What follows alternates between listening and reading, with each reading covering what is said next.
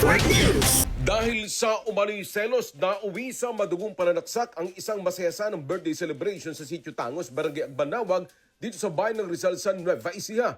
Batay sa ulat ng Rizal Police Station, nagsimula ang insidente matapos umunong magselos ang lalaking suspect na isa sa mga bisita sa handaan sa isa sa mga biktima na pinaghihinalaan niyang may lihim na relasyon sa kanyang live-in partner. Nagkaroon umano ng mainitang pagtatalo at suntukan sa handaan bago nag-awat at nagkanya-kanyang uwi ang mga sangkot. Pero makalipas na mga ilang sandali, nagtungo umano ang biktima sa bahay ng mga suspect kung saan muling nagkaroon ng komprontasyon.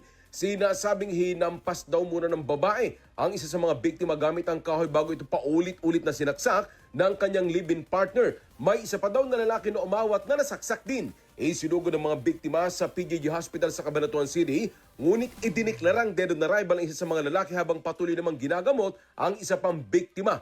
Agad namang naaresto ng mga responding police ng Rizal sa tulong na rin ng mga barangay tanod ng Barangay Agbanawag ang dalawang suspect. Na-recover din ang mga umani ginamit na armas sa krimen. Patuloy ba ang masusing investigasyon ng Rizal PNP habang inihanda na ang kaukulang kasong isasampa laban sa mga naarestong suspect.